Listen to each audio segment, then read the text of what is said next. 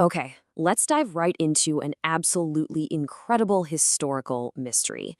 We're talking about a completely forgotten political sci-fi novel from 1912 that, wild as it sounds, seems to have literally written the laws of modern America.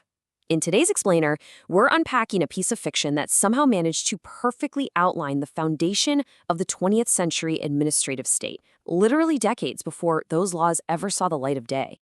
So we really got to ask ourselves, how does a simple work of fiction perfectly predict sweeping national reforms?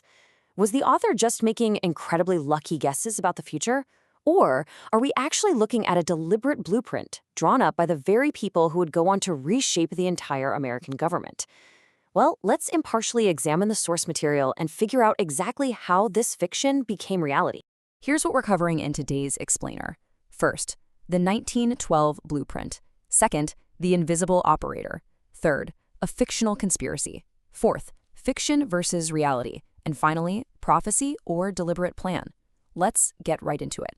Section 1. The 1912 Blueprint. The book at the center of all this is called Philip Dru Administrator, and it dropped completely anonymously in 1912, right on the eve of a massive shift in American politics. The story follows this West Point graduate, the title character, Philip Dru, who ends up leading a democratic Western U.S. in a full-blown civil war against a corrupt plutocratic East. He actually wins, becomes the dictator of America, imposes a massive wave of sweeping reforms, and then just vanishes. It's a totally wild plot, but it's the specific reforms he implements that will truly blow your mind. Because the sheer volume of these so-called predictions is staggering. Back in 1912, this fictional dictator was proposing things like a graduated income tax, a Federal Reserve-style central bank, old age pensions, federal regulatory commissions, maximum working hours, and government employment bureaus. Think about that. Nearly every single one of those fictional sci-fi ideas eventually became the real-world foundation of the United States government. So how on earth did that happen? Section 2. The invisible operator. So who actually wrote this uncanny blueprint? The anonymous author turned out to be a man named Edward Mandell House. Now, the CIA's Robert Higgs once called him one of the most important Americans of the 20th century. That is a massive title for a guy you have probably never heard of. House was a Texas businessman. He was a banker. He never held a single elected office, yet he operated as President Woodrow Wilson's closest advisor. In fact, Wilson literally referred to House as his second personality. And House used that incredible proximity to power to turn his fictional ideas into reality at a speed that is just astonishing. The novel comes out in 1912. Almost immediately, between 1913 and 1916, Woodrow Wilson, heavily advised by House, remember, enacts the first huge wave of these exact reforms. Then, fast forward to the 1930s, and Franklin D. Roosevelt comes in and completes the rest of the program during the New Deal. If you look closely, there is an undeniable, perfectly exact mapping between House's 1912 fiction and the actual laws passed by Wilson and FDR. In the novel, he writes about a central bank. In reality, we get the Federal Reserve. Fiction, old age pensions. Reality, Social Security. He writes about government employment bureaus and regulatory commissions, and in reality, we get the WPA and the FTC. This wasn't just some loose inspiration, it was a literal step-by-step policy rollout. Section 3. A fictional conspiracy. To really understand Edward House's worldview, we have to look impartially at the highly charged plot of his own novel. The whole narrative arc revolves around a massive, corrupt conspiracy by the wealthy elite. You've got this fictional Senator Selwyn and a financier named John Thor, and they build a secret $10 million slush fund. They use that money to completely rig the system and elect a puppet president named Rockland, essentially buying control of the government and the Supreme Court. The whole plot is only exposed when a dictograph accidentally records their scheme, a secretary leaks the audio to the press, and boom, that's what sparks the Civil War led by Philip Dru. But the really crucial point here is the dramatic irony. It's almost funny, honestly.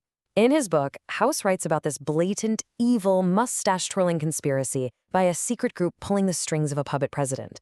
Yet, in real life, Edward House was an unelected advisor who used incredibly subtle, quiet orchestration and personal relationships to pull the levers of the U.S. government.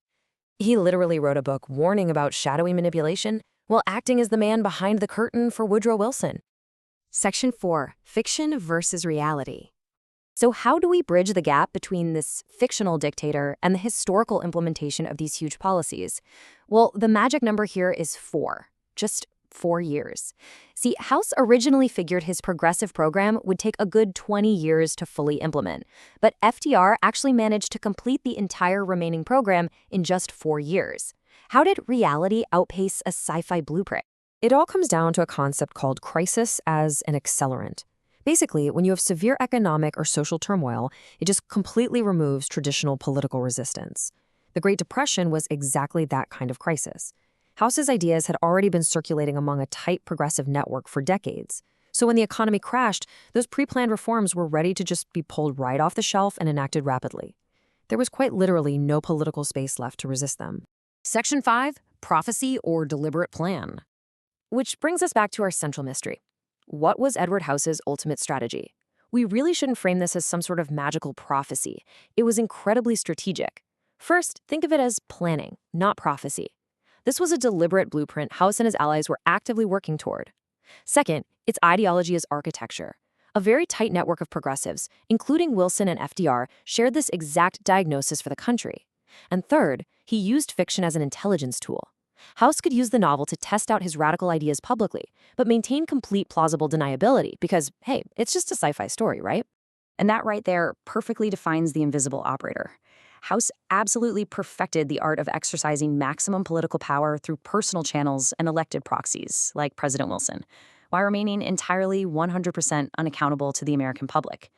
He never had to run a campaign on these ideas. He just planted them in the minds of the people in charge and let them do all the heavy lifting. So as we wrap up this explainer, we are left with a pretty massive question. How does fiction shape real-world institutions, and who truly drafts the blueprints of history? Was it really the elected officials who signed the bills into law, or was it the quiet businessman from Texas who wrote a sci-fi novel back in 1912? It really makes you wonder just how much of our modern world was first mapped out in the pages of forgotten books, written by the men standing quietly behind the curtain. Thank you so much for joining me, and keep questioning the blueprints around you.